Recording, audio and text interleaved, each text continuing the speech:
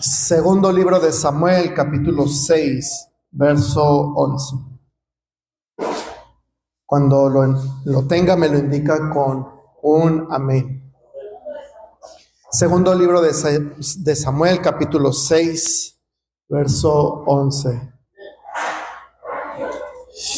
Dice la palabra de Dios.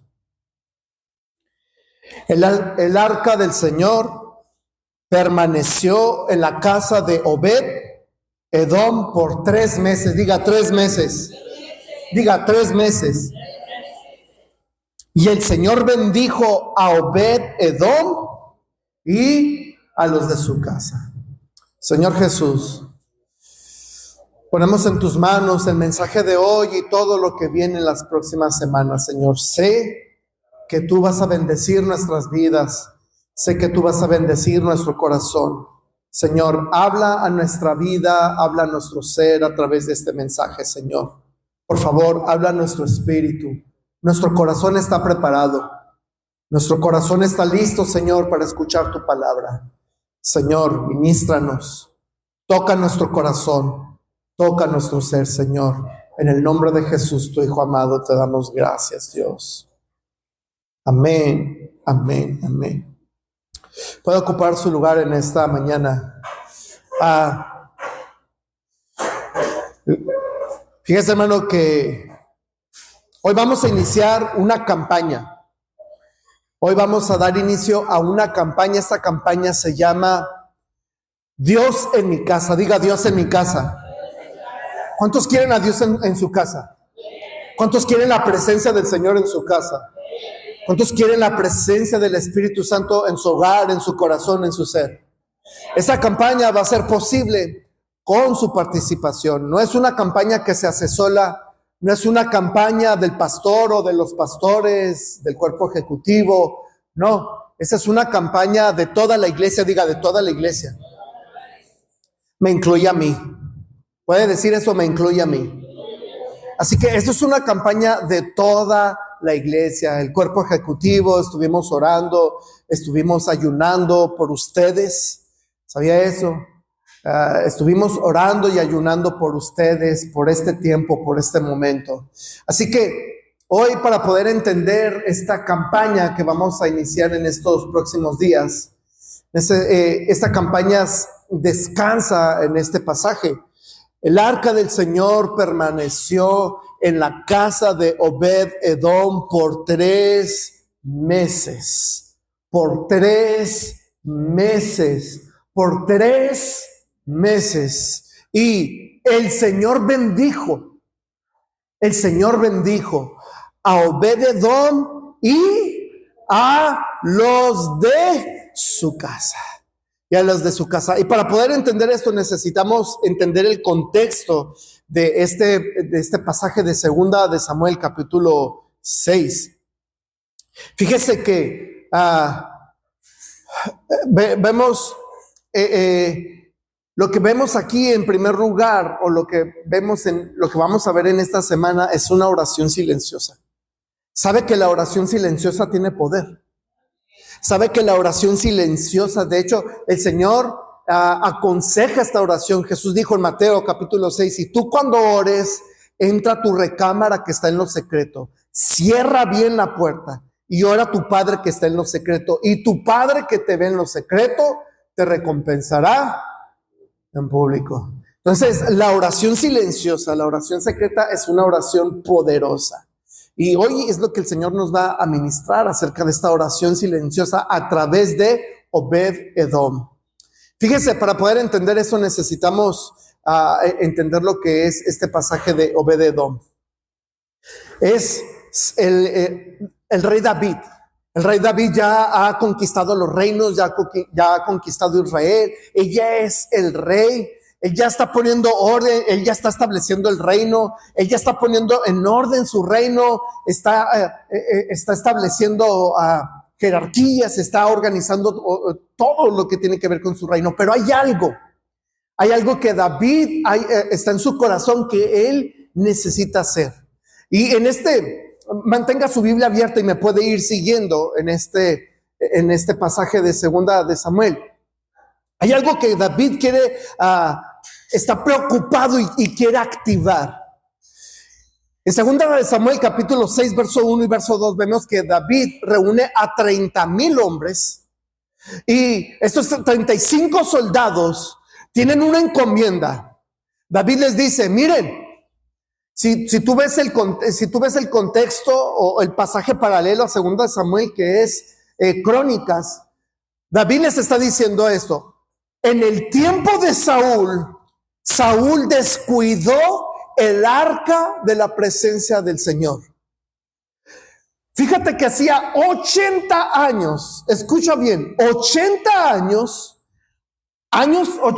atrás, los filisteos vinieron, conquistaron Israel, invadieron Israel, pelearon contra Israel y robaron el arca del pacto, el arca de la presencia del Señor. Se la roban y se la llevan, porque sabía que si los filisteos sabían que donde estaba el arca de la presencia del Señor, el pueblo de Israel tenía victoria sobre todos sus enemigos. Así que se roban el arca, porque sin duda esto es una realidad. Cuando la presencia del Señor está en los hijos de Dios, los enemigos tienen que ser derribados en el nombre de Jesús. Así que los filisteos se roban el arca del pacto y el sacerdote Elí, cuando escucha la noticia, cae de espalda y por su cuerpo, por su peso, se desnuca y muere del impacto de que se robaron la presencia. El arca del pacto, que simboliza, representaba, garantizaba al pueblo de Israel que en ellos estaba la presencia de Dios. Cuando Saúl toma el reinado, Samuel crece. Samuel era un niño cuando pasa esto. Cuando Samuel crece y nombra a Saúl no se preocupa por el arca.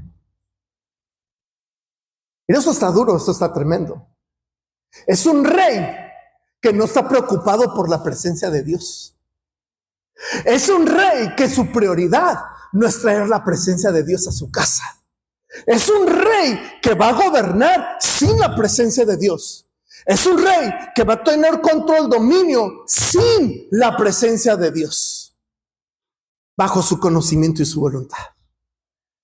80 años después, el rey David viene. El rey David junta 30,000 hombres y David tiene una preocupación. Necesitamos traer de regreso el arca del pacto, el arca de la presencia de Dios. No sé si alguien le está hablando el Espíritu de Dios en esta mañana. Iglesia, necesitamos traer de regreso a la presencia de Dios a nuestra casa. Necesitamos traer de regreso a la presencia de Dios a nuestro tabernáculo. ¡Wow! Así que David tiene esa preocupación y junta a esos hombres y le dice: Saúl descuidó, Saúl no tuvo preocupación por esto, pero yo sí quiero traer de regreso. Y van por el arca del pacto. Llegan al arca del pacto, la encuentran, y entonces resulta ser que tiempo atrás, los filisteos estaban teniendo mucho problema con el arca del pacto porque la habían metido en su templo y todos los ídolos se quebraban y esa ruptura de esos ídolos daban la ilusión de que estaban postrados ante el arca. Entonces ellos dicen: ¿sabes qué? La presencia de Dios es exclusiva de los hijos de Israel, de los hijos de Dios. Regresemos el arca. Porque el Señor no quiere habitar sobre vasos sucios. El Señor no quiere habitar sobre idólatras. El Señor no quiere habitar sobre malos. El Señor quiere habitar sobre hijos. ¿Cuántos hijos vinieron en esta mañana? ¿Hay hijos en esta mañana que vinieron a la casa de Dios? Así que todos aquellos que estén dispuestos y que quieran entregar su corazón a Jesús, el Señor está dispuesto a hacerlos sus hijos y depositar en ellos su presencia. Así que los filisteos mandan de regreso al arca del pacto, la mandan de regreso en una carreta. Claro, los filisteos no saben, los filisteos no tienen idea de lo que tienen en sus manos, lo mandan en una carreta y la mandan de regreso y llega a la casa de Abinadab. Abinadab la recoge, la entregan en su casa y la está cuidando el rey David, y el ejército va por esa arca y dice, nosotros la vamos a traer en una carreta nueva. En una carreta nueva. Así que David quiere traer la presencia de Dios en una carreta nueva, porque ¿sabes algo? En la presencia de Dios está la identidad. ¿Por qué quería traer David el arca? Porque el arca representaba su identidad como nación. Es decir, el Señor está con nosotros.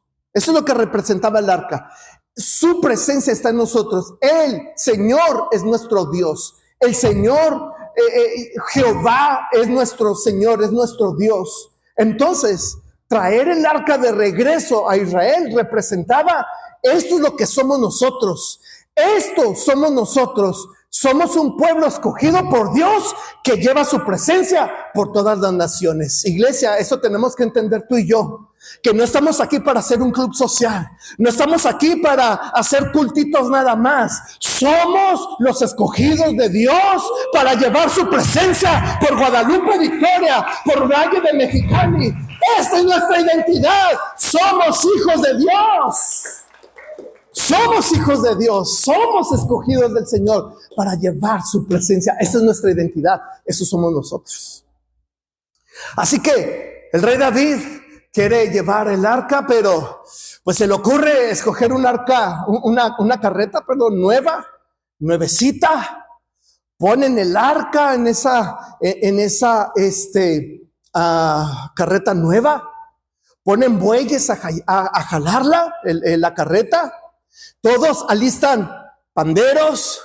Eso me puedes ir siguiendo ahí en tu Biblia, en 2 de Samuel 6, del 3 al 5. Preparan panderos, preparan liras, preparan flautas, panderetas, preparan todo, preparan danzoras, preparan todo. Y entonces vienen en el camino con el arca encima de una carreta, y todos están haciendo fiesta, todos están cantando, todos están adorando, todos están bailando, todos están celebrando que traen de regreso a Jerusalén el arca de la presencia de Dios. Detrás del arca, detrás de esa carreta que trae el arca, viene Usa, vienen algunos sacerdotes, algunos levitas, vienen detrás cuidando el arca, y mientras aquella carreta va caminando, se va moviendo, los bueyes tropiezan y pasa algo trágico. Mira, David sabía algo. O David ignoraba esto. David olvidó o no recordó que el arca debía de ser llevada de una manera especial. Diga, de una manera especial. No sé si me estás captando. Nuestra adoración debe de ser especial. Nuestra adoración no debe de ser monótona. Nuestra adoración no debe de ser aburrida. ¿En qué momento hicimos la iglesia aburrida? ¿En qué momento hicimos nuestros cultos aburridos? ¿En qué momento hicimos de la iglesia algo aburrido? Pero ¿sabes qué? El problema es que cuando mezclamos lo mundano con lo sagrado, las cosas no salen bien. Cuando mezclamos lo mundano con lo sagrado, las cosas no salen bien. David olvidó esto. David no recordó esto. David no procuró cómo traer el arca de la presencia de Dios a su casa, a Jerusalén. Y él hizo lo que hicieron los filisteos. Él hizo lo que hicieron los mundanos. Construir una carreta, amarrarla a unos bueyes, subirla ahí y transportarla. Cuando Dios en el libro de Números había dejado específicamente cómo cargar el arca. Y el Señor fue muy claro: los levitas, el arca debe de tener a los lados, a las 4 esquinas del arca deben de tener unos aros, donde en esos aros va a atravesar una vara, y los sacerdotes deben de cargarla en esas varas y cargarla sobre sus hombros. Y los sacerdotes, los levitas, deben de caminar con el arca en los hombros. Los sacerdotes deben de cargar el arca del pacto que representa la presencia de Dios en los hombros. Caminar. No sé si Dios le está hablando a alguien en esta mañana. Pero si tú no estás dispuesto a caminar con la presencia de Dios en tus hombros, tu caminar será infructífero.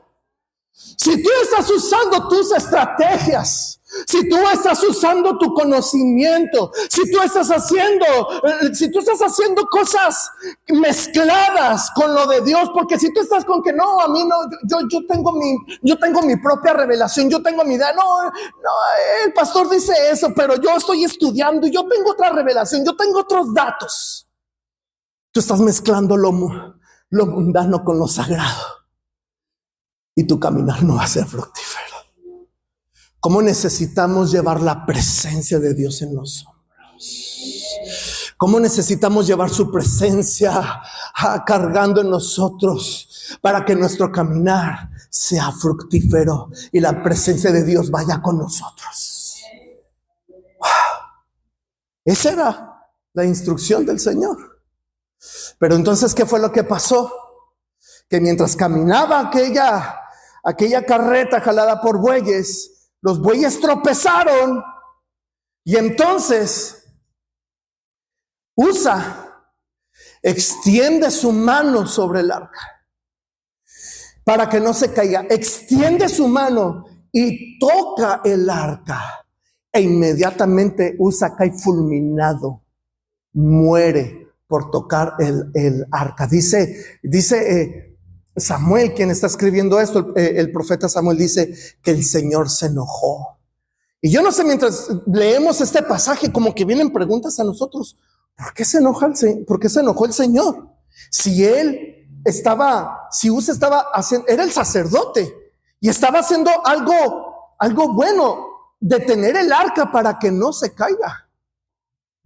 Pero el Señor en el libro de los Números había dejado esta regla claramente: nadie debe de tocar el arca ni mirar lo que hay dentro de ella, porque mi presencia estará ahí. De hecho, si leíste al principio de 2 Samuel capítulo 6 verso 1, dice David: necesitamos traer el arca de la presencia de Dios, donde está la que está en medio de los querubines. El arca del pacto era una representación del trono, de la presencia de Dios, donde estaba el Señor en medio de la adoración de los querubines. Así que nadie debía de tocarla ni mirar dentro de ella. Así que Usa toca el arca y cae fulminado. Pero el Señor nos está dejando una lección bien profunda aquí. Porque mira, Usa detiene el arca con sus manos. Impide que cae fulminado. Porque el Señor nos está dejando una grande lección aquí. A veces nosotros queremos hacer las cosas a nuestra manera. Es decir, no trates de ayudar a Dios. Él tiene el control. Deja que Dios arregle las cosas. Deja que el Señor tome el control. No trates de ayudarle. Muchas personas se frustran en su negocio porque le quieren ayudar a Dios. Muchas personas se frustran en su empresa porque le quieren ayudar a Dios. Muchas personas no se arregla su matrimonio porque le quieren ayudar a Dios.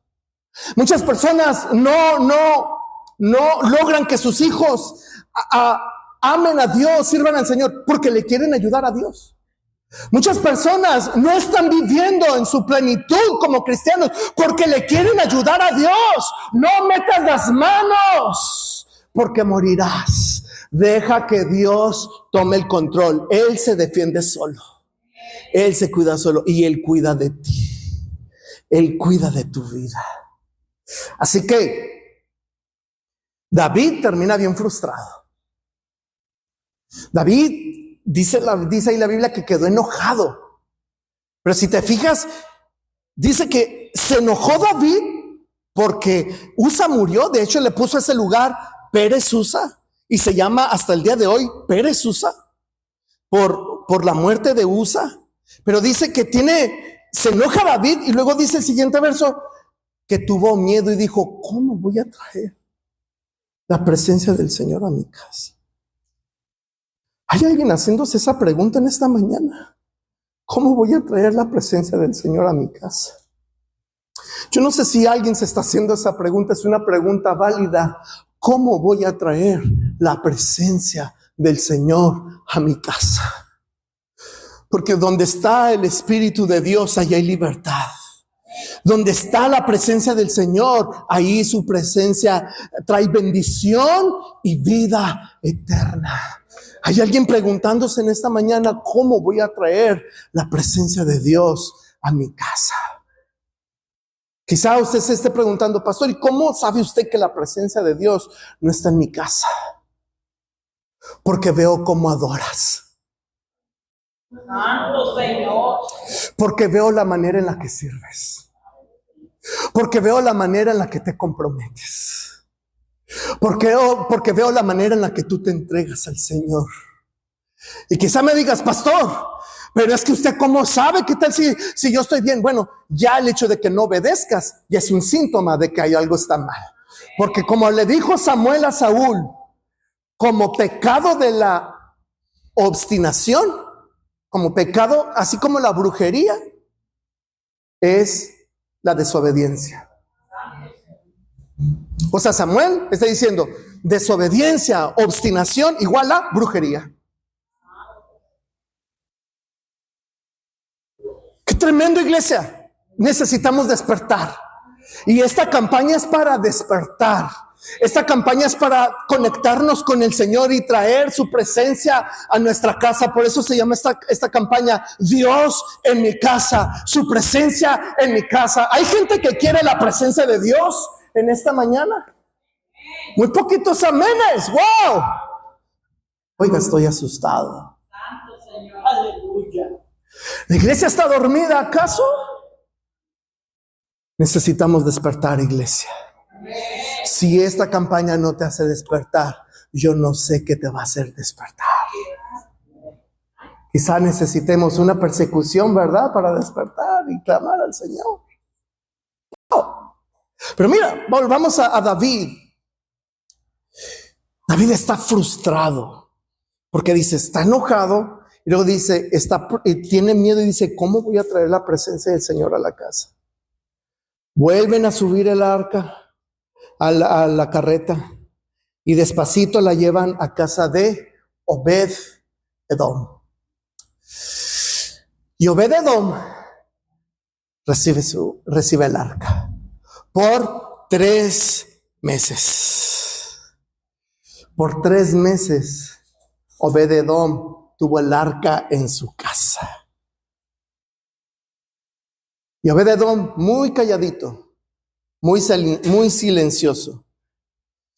Obed-Edom tuvo el arca en su casa, pero Obed-Edom empezó a experimentar cosas bien bonitas, bien tremendas por la presencia de Dios en su casa, el arca del pacto en su casa. Escucha esto, 3 meses. Diga 3 meses. Diga, la presencia de Dios 3 meses en mi casa. ¿Qué empezó a experimentar? Imagínate la presencia, el arca misma de la presencia de Dios en la casa de Obed-Edom. 3 meses. ¿Qué empezó a experimentar? Obed-Edom en esos 3 meses empezó a tener un avivamiento personal bien lindo. Empezó a sentir la presencia de Dios bien lindo. Empezó a experimentar un crecimiento espiritual con Dios bien precioso. Empezó a tener una conexión más estrecha con Dios bien hermoso. Obed-Edom empezó a tener un contacto más cercano con el Señor porque la presencia de Dios estaba en su casa.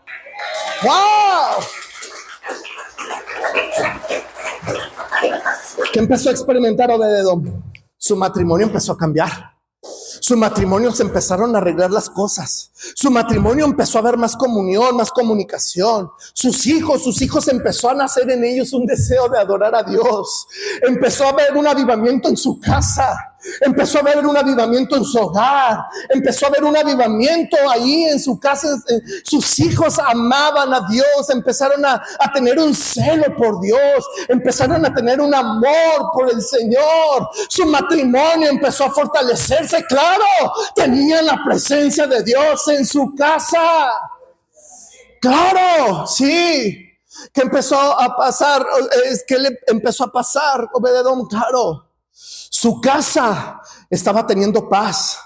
Los alrededores de su casa incluso estaban teniendo paz. Su recámara estaba teniendo paz. Su casa estaba teniendo paz. No hay temor. Hay gente que no puede dormir porque tiene temor en su propia casa. Hace unos días, una familia amablemente nos pidió a los pastores que fuéramos a orar por su casa. Y fuimos a orar por cada rincón de su casa. Estaban pasando por una lucha difícil, tremenda. Y la pastora y yo fuimos a orar por esa casa, por ese hogar. Y oramos por el patio alrededor. Oramos por todo el patio alrededor. Oramos toda una noche. Y el Señor empezó a traer una paz bien linda, bien preciosa. A los días, el jefe de la familia me dice: pastor, desde que ustedes oraron por la casa, parecía repelente. Ni los malandros se acercaban a nuestra casa. Parece que puso repelente contra malandros. Bueno, sí, dice, el repelente de la presencia de Dios. Claro que sí, porque donde Dios habita hay protección. Donde la presencia de Dios está, hay cobertura. Donde la presencia de Dios está, trae paz al hogar. Claro, claro que sí. Así que ahí está. Claro, ahí está. Obed-Edom empezó a experimentar esa paz en su casa. Empezó a experimentar economía estable.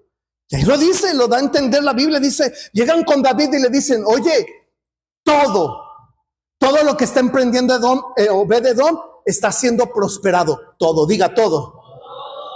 Porque el Señor prospera todo. Y claro, económicamente Obed-Edom estaba prosperando. Claro, económicamente Obed-Edom estaba siendo bendecido. Claro, Obed-Edom, pues claro que estaba siendo bendecido económicamente, porque la presencia de Dios estaba en su casa. ¿Qué estaba experimentando Obed-Edom? Bueno, estaba experimentando la respuesta divina a todas sus necesidades. Obed-Edom estaba pidiéndole al Señor y el Señor estaba respondiendo. Obed-Edom estaba suplicando al Señor y el Señor estaba escuchando y estaba respondiendo. ¿Por qué será que el Señor no está respondiendo tu petición? Quizá Él está respondiendo, pero no lo estás escuchando, porque has descuidado el arca de la presencia del Señor. Has descuidado el altar de la presencia del Señor y no escuchas su voz. Cuando el Señor te quiere hablar y te quiere decir: aquí está la respuesta. Pero necesitamos traer el arca de su presencia a nuestra casa. Es por eso que en las próximas semanas vamos a entrar ahí en esta campaña. Y yo no sé cuántos van a entrar en esta campaña.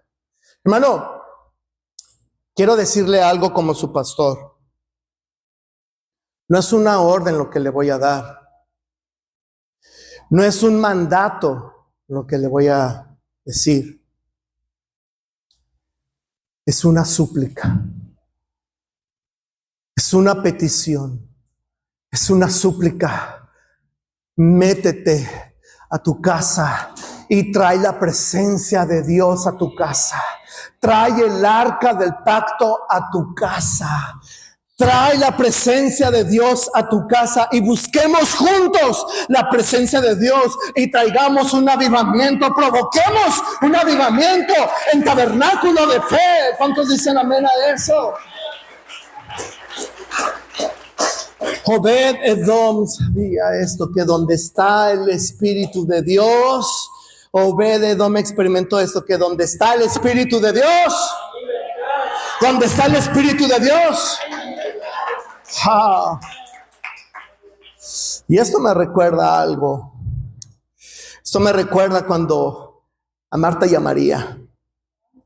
Marta y a María, cuando muere su hermano y el Señor Jesús regresa a casa, le dicen: Señor, si hubieras estado aquí, mi hermano no hubiera muerto. Es lo que le dice Marta y María: Señor, si tú estuvieras aquí, mi hermano no hubiera muerto. Si el Señor hubiera estado aquí, tu matrimonio no hubiera muerto. Si el Señor estuviera aquí, tu familia, tus hijos no estarían rebeldes. Si el Señor hubiera estado aquí, tu vida espiritual no estaría fría y apática. Si Él hubiera estado aquí, tu corazón no estaría rebelde. Si Él hubiera estado aquí, esta iglesia no se estaría vaciando. Si Él hubiera estado aquí, no nos estaríamos consumiendo los unos a los otros.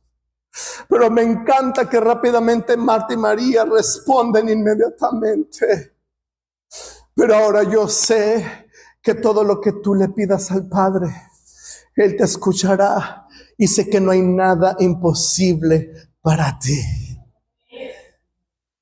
La Biblia dice: hijitos, si alguno hubiere pecado, abogado tenemos para con el Padre, a Jesucristo el justo. Wow, hay esperanza para nosotros. Hay esperanza para nuestra iglesia. Hay esperanza para nosotros. Hay esperanza porque Dios no trae juicio, Dios trae gracia y misericordia en aquellos que le buscan. ¿Cuántos dicen amén a eso? Así que Jesús le responde: no te he dicho que si crees, verás la gloria de Dios. ¿Cuántos creyentes vinieron en esta mañana? Yo quiero ver manos de creyentes que vinieron en esta mañana. Yo quiero ver manos de creyentes que vinieron en esta mañana. Amén, amén. Cada semana, empezamos esta semana. Así que, ¿qué hicieron entonces? ¿Qué hicieron entonces? ¿Qué hizo David? Cuando le dijeron: David, Obed-edom está siendo prosperado en todo. Obed-edom está siendo bendecido en todo. Obed-edom está creciendo, está prosperando, su casa está siendo bendecida. Y entonces David dice: ¡hey! ¿Qué tenemos que hacer? A ver, levitas, díganme qué hacemos. Pues vamos a la ley, vamos al testamento, vamos a la palabra. ¿Qué dicen los mandamientos de Moisés? Vamos a la palabra. Y David manda a consultar la palabra, y allí se dan cuenta cómo tiene que ser transportada el arca. Así que David prepara a los levitas, prepara a los danzores. David se viste como sacerdote siendo rey. Y es que está él simbolizando, representando que el cielo, el sacerdocio de Dios se establezca en su reino. Mira qué bonito, qué bonita ilustración, qué bonito simbolismo David hizo al vestirse como sacerdote. Él no era sacerdote, era rey, pero él no se vistió como rey, él se vistió como sacerdote. Dijo: el único rey aquí es el Señor. El único rey aquí es Dios. El único que merece el reinado es el Señor. Señor, soy un sacerdote más. Establece tu reino en este reino de Israel y prepara a los sacerdotes. Y ellos empiezan, toman el arca, no la agarran, sino que la toman de las varas, la ponen en sus hombros, caminan 6 pasos, y al 6º paso hacen un sacrificio al Señor y adoran a Dios. Lo que viene en las próximas semanas va a implicar sacrificio. Y no me refiero al sacrificio de Cristo, porque Cristo ya hizo ese sacrificio una sola vez y para siempre. Pero la Biblia dice en Romanos capítulo 12, verso 1 y 2, por lo tanto, hermanos, entreguen su cuerpo como sacrificio vivo, santo y agradable a Dios. Esta es su verdadera adoración. La verdadera adoración es cuando sacrificas tu carne para adorar al Señor. Así que dan seis pasos, hacen un sacrificio. ¿Por qué 6? Porque el Señor construyó la creación. Él hizo la creación en 6 días. David ahí está representando que todo, diga todo. La presencia debe de permanecer en todo lo que hacemos. La presencia de Dios debe de permanecer en todo lo que hacemos, en tu trabajo, en tu casa, en tu comida, en tus trastes, en tu carro, en tus hijos, en tu sala, en lo que ves en la televisión, en lo que ves en tus dispositivos, en todo lo que haces. La presencia de Dios debe de permanecer. ¿Cuántos dicen amén a eso? Amén. En todo lo que hacemos. Así que no es un mandamiento, no es una exigencia, es una súplica. Métete a la presencia de Dios. Mujeres, ayúdenme con los papelitos. Vamos a entregar. Ahí está, si le quieres tomar foto con tu celular, o si no, ahí los sugieres, te van a entregar el papelito de esta semana. Cada semana te voy a entregar